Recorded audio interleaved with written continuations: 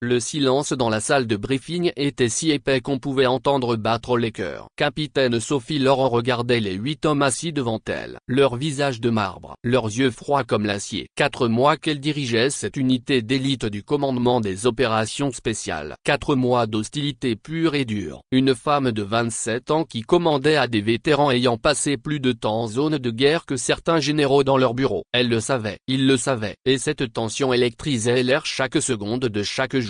Mais ce matin du 15 avril, Sophie ne pouvait pas imaginer qu'en moins de 8 heures, ces mêmes hommes qui la regardaient avec mépris allaient lui devoir leur vie, et que leur monde allait basculer pour toujours. Sophie Laurent, École spéciale militaire de Saint-Cyr, promotion 2019. Première de sa promotion en tactique urbaine et en guerre asymétrique. Spécialiste en déminage et en opérations clandestines. À 27 ans, elle était devenue la plus jeune femme de l'histoire de France à prendre le commandement d'une section des forces spéciales. Le problème était simple mais énorme. Elle dirigeait maintenant l'escouade Spectre, 8 loups solitaires forgés par les combats les plus violents de notre époque. Sergent-chef Marc Dubois, 15 années de service actif, décoré 3 fois pour bravoure exceptionnelle au Mali. Caporal-chef Antoine Moreau, survivant de l'embuscade sanglante de la vallée d'Uzbin en Afghanistan. Adjudant Thomas Rousseau, expert en explosifs qui avait désamorcé plus de mines que n'importe qui dans l'armée française. Ces hommes avaient vu la mort en face. Ils avaient perdu des frères d'armes. Ils avaient versé leur sang pour la France dans des endroits dont la plupart des Français ne connaissaient même pas l'existence. Et maintenant,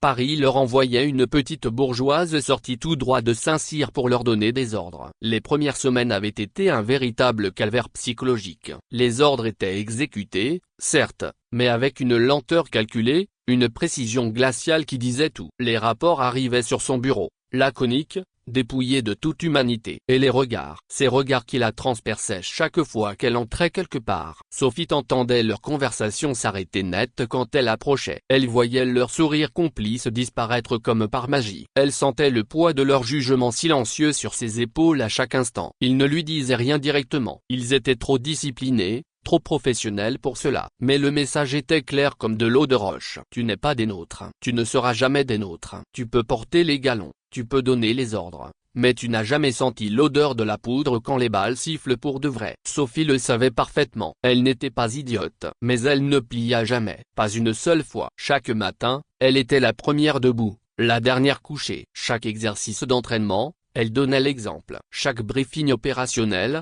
elle maîtrisait chaque détail technique, chaque paramètre tactique, chaque variable stratégique. Elle étudiait leurs dossiers personnels pour comprendre leurs forces et leurs faiblesses. Elle analysait leurs performances passées pour optimiser leurs futures missions. Elle travaillait 16 heures par jour pour être à la hauteur de leur excellence, mais rien n'y faisait. Dans leurs yeux, elle restait l'intruse. La petite princesse dorée de Saint-Cyr qui jouait à la guerre sans avoir jamais vraiment combattu. Sergent-chef Marc Dubois résumait parfaitement l'état d'esprit général quand il murmurait à ses collègues dans le mess des sous-officiers. Elle peut connaître tous les manuels militaires de la planète par cœur. Elle peut réciter toutes les procédures tactiques les yeux fermés. Mais elle n'a jamais eu une Kalachnikov pointée sur elle. Elle n'a jamais vu un camarade mourir dans ses bras. Elle ne sait pas ce que c'est que de tuer un homme de ses propres mains. Ce 15 avril 2024, l'alerte tombe à 6h30 précise. Mission d'extraction d'urgence. Un agent infiltré de la Direction Générale de la Sécurité Extérieure, nom de code Phoenix,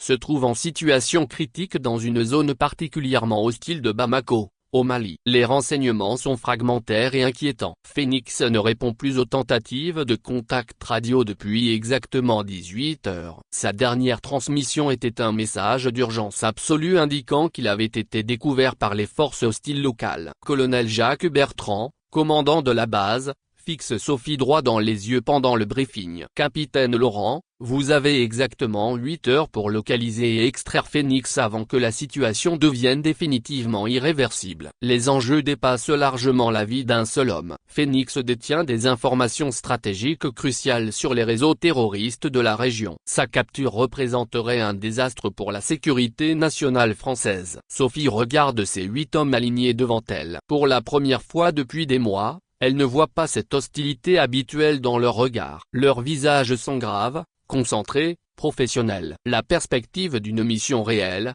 dangereuse, semble avoir temporairement effacé leurs préjugés personnels. La guerre a cette particularité étrange de mettre tout le monde sur un pied d'égalité. Quand les balles commencent à voler, personne ne se soucie plus de savoir si vous êtes un homme ou une femme. La seule chose qui compte, c'est votre capacité à ramener tout le monde vivant à la maison. Le vol en direction du Mali dure exactement 3h30. 9 soldats français entassés dans un hélicoptère Puma qui vibre comme un marteau-piqueur géant au-dessus du désert africain. Sophie révise le plan d'extraction pour la 15e fois consécutive. Insertion discrète à 2 km de la zone urbaine. Progression tactique jusqu'à la localisation présumée de Phoenix. Extraction par le point de rendez-vous Bravo dans un délai maximum de 4 heures. Tout semble parfaitement planifié. Chaque détail a été analysé, chaque contingence prévue, chaque risque évalué. Sophie a passé la nuit entière à peaufiner cette opération. Elle connaît par cœur chaque rue de Bamako, chaque bâtiment stratégique, chaque point de passage obligé. Mais la guerre a ses propres règles, et ces règles ne respectent jamais les plans les mieux conçus. Contact visuel avec la zone d'atterrissage, annonce le pilote dans le casque radio de Sophie. Préparation à l'insertion dans 2 minutes. C'est exactement à ce moment-là que leur monde explose littéralement. Missile solaire, évasion d'urgence immédiate. Le société anonyme 7 passe à moins de 8 mètres de l'hélicoptère. Le pilote plonge vers le sol dans une manœuvre d'évitement désespérée, évite de justesse une deuxième roquette tirée depuis une position camouflée. L'appareil s'écrase violemment dans un nuage de poussière et de débris métalliques à exactement 2,5 km de la zone d'insertion prévue. Bilan immédiat de la catastrophe. Pilote blessé à l'épaule droite. Saignement important mais non mortel. Système de communication entièrement détruit. Radio principale hors service. Balise de détresse endommagée. Et 9 soldats français perdus au beau milieu d'un territoire hostile, complètement coupé du monde extérieur. On est dans la merde jusqu'au cou, constate laconiquement Marc Dubois en testant vainement tous les équipements de communication. Ils savent exactement où on est, et personne ne peut nous aider. Sophie évalue rapidement la situation avec son cerveau d'officier entraîné à Saint-Cyr. La zone grouille de miliciens armés jusqu'aux dents. L'agent Phoenix se trouve quelque part dans cette ville hostile, probablement déjà capturé ou pire. Et maintenant, au lieu d'une extraction rapide et discrète, ils doivent survivre à pied dans un environnement qui leur est totalement défavorable. La température extérieure dépasse les 40 degrés. Ils ont de l'eau pour 12 heures maximum. Leurs munitions sont limitées, et l'ennemi converge vers leur position de crash depuis toutes les directions. Capitaine, annonce Thomas Rousseau en pointant vers l'horizon poussiéreux. Véhicule hostile à 11 heures. Distance approximative 3 km. Il se dirige droit sur nous. C'est le moment de vérité absolue pour Sophie Laurent. La petite bourgeoise de Saint-Cyr se retrouve face au test ultime de sa carrière et de sa vie. 9 existences humaines dépendent entièrement de ses décisions dans les minutes qui vont suivre. Aucune marge d'erreur n'est permise. Aucune seconde de chance ne sera accordée. Écoutez-moi tous très attentivement, dit-elle en rassemblant ses hommes autour d'elle. Sa voix est ferme,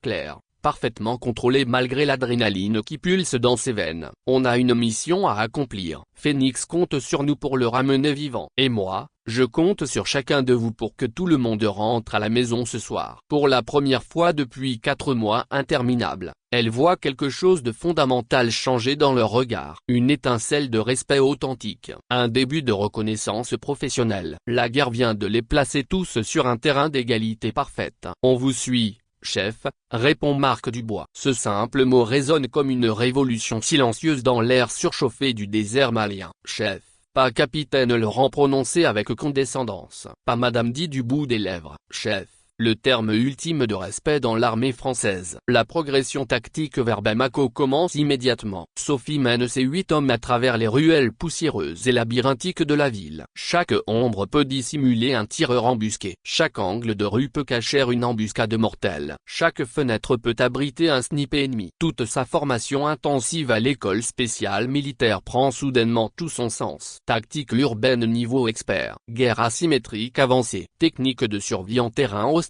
Elle connaît chaque méthode d'approche furtive, chaque angle mort exploitable, chaque technique de suppression de feu efficace. Mais surtout, Et c'est là que réside son véritable génie tactique. Elle comprend parfaitement ses hommes, leurs forces individuelles et collectives, leurs faiblesses personnelles, leurs spécialités techniques, leurs réflexes de combat. Rousseau, tu prends l'aile gauche avec Martinet. Dubois, suppression de feu par le toit de ce bâtiment. Moreau, couverture arrière avec surveillance à 360 degrés. Le reste, progression centrale avec moi. Ses ordres sont d'une précision millimétrique. Aucune hésitation dans sa voix, aucun doute dans ses gestes, aucune faiblesse dans son commandement. Elle dirige cette opération comme un chef d'orchestre expérimenté dirigeant une symphonie parfaitement répétée. Premier contact avec l'ennemi à 13h45 précise. 3 miliciens armés de Kalachnikov AK-47 positionnés à environ 200 mètres de leur avant-garde. Sophie donne les instructions de tir avec la précision d'un métronome suisse. Engagement neutralisé en moins de 30 secondes. 0 perte française. Putain de merde, murmure Antoine Moreau entre ses dents. Elle sait vraiment ce qu'elle fait cette petite. Mais le véritable test de feu arrive quand il localise finalement Phoenix. L'agent de la DGS s'est retranché dans un bâtiment de 3 étages complètement cerné par 15 miliciens lourdement armés. RPG-7, mitrailleuse PKM, grenades offensives, lance-roquettes. Un véritable nid de guêpes militaires. C'est complètement suicidaire. Chef, avoue honnêtement Marc Dubois. On n'a ni l'armement lourd ni les effectifs pour s'attaquer à ça de front. C'est 15 contre 9 et ils ont l'avantage du terrain. Sophie étudie méticuleusement la situation tactique pendant exactement 4 minutes. Son cerveau analytique formé à sensor calcule automatiquement tous les angles d'approche possibles, toutes les distances de tir, toutes les probabilités de succès et d'échec. Puis elle fait quelque chose de complètement inattendu. Martinet, interpelle-t-elle le démolisseur de l'équipe, combien de charges de ces 4 plastiques il te reste exactement? 4 charges standards, chef. Plus de grenades à fragmentation et une fumigène. Parfait. Voici exactement ce qu'on va faire tous ensemble. Son plan opérationnel est d'une audace absolument folle. Créer une diversion majeure par explosion contrôlée sur le flanc et du bâtiment pour attirer massivement l'attention ennemie. Pendant ce temps, 2 binômes s'infiltreront discrètement par les toits pour localiser et extraire Phoenix. Le timing doit être d'une précision horlogère. La marge d'erreur tolérée est exactement de 0. Chef, dit gravement Marc Dubois, si cette opération foire, on est absolument tout mort. Sans exception. Sophie le regarde droit dans les yeux avec une intensité qui le surprend lui-même. Sergent-chef Dubois, est-ce que tu me fais confiance pour ramener tout le monde vivant? Un silence pesant s'installe pendant exactement 10 secondes. Puis la réponse tombe, claire et définitive. Oui, chef. On vous suit tous jusqu'à enfer s'il le faut. L'opération commence à 15h pile. 7 minutes d'enfer absolu sur Terre. Explosion assourdissante, tirs croisés incessants, fumée aveuglante, chaos total. Sophie coordonne ses 8 hommes comme un chef d'orchestre expérimenté dirigeant une symphonie de destruction parfaitement orchestrée. Chaque mouvement est calculé au millimètre près. Chaque ordre tombe au moment exact où il doit tomber. Phoenix est localisé, extrait et sécurisé en moins de 6 minutes. Aucune perte française. Mission parfaitement accomplie. Le vol de retour vers la base française est complètement différent du voyage aller. Les 8 hommes de l'escouade Spectre regardent maintenant leur capitaine avec des yeux totalement nouveaux. Elle vient de leur sauver la vie à tous, tout en accomplissant une mission d'extraction que beaucoup d'officiers expérimentés avec 20 ans de carrière auraient déclaré impossible à réaliser. Chef, dit Marc Dubois en s'approchant d'elle pendant que l'hélicoptère survole le désert, je vous dois des excuses. De sacrées excuses. Sophie secoue doucement la tête avec un sourire sincère. Non, sergent-chef. Vous ne me deviez rien d'autre qu'une chance, une seule chance, et vous me l'avez donnée exactement quand ça comptait vraiment. De retour à la base opérationnelle, quelque chose a définitivement changé pour toujours dans la dynamique de l'unité. Les regards hostiles ont totalement disparu. Les conversations ne s'interrompent plus brutalement quand elle entre quelque part. Pour la première fois depuis 4 mois, elle entend des éclats de rire authentiques quand elle passe près du mess des sous-officiers. Colonel Jacques Bertrand la convoque personnellement pour le débriefing opérationnel complet. Capitaine Laurent, votre rapport de mission? Mission parfaitement accomplie, mon colonel. Agent Phoenix extrait sain et sauf. Information stratégique récupérée. Aucune perte française. Équipe entièrement opérationnelle pour les prochaines missions. Et vos hommes? Capitaine, comment évaluez-vous leur performance? Sophie sourit véritablement pour la première fois depuis des mois. Ils constituent la meilleure unité tactique que j'ai jamais eu l'honneur de commander, mon colonel. 3 semaines plus tard exactement, l'escouade Spectre reçoit une nouvelle mission d'importance stratégique majeure. Cette fois, quand Sophie entre dans la salle de briefing, 8 hommes se lèvent spontanément et simultanément. Pas par obligation réglementaire stricte, pas par discipline militaire imposée, mais par respect authentique et sincère. « Bonjour, chef », dit Marc Dubois avec un large sourire. « Bonjour, les gars », répond-elle chaleureusement. On a du travail sérieux qui nous attend. Le changement fondamental n'était pas venu des mots ou des beaux discours. Il n'était pas venu des galons ou de l'autorité hiérarchique. Il était venu du feu, du sang, de l'action, et de la confiance mutuelle forgée dans les moments les plus dangereux. Sophie avait gagné le respect de la seule façon qui comptait vraiment pour des soldats, en prouvant qu'elle était absolument prête à donner sa vie pour eux, exactement comme ils étaient prêts à donner la leur pour elle. L'honneur militaire français n'a pas de genre défini, il n'a que la couleur sacrée du courage.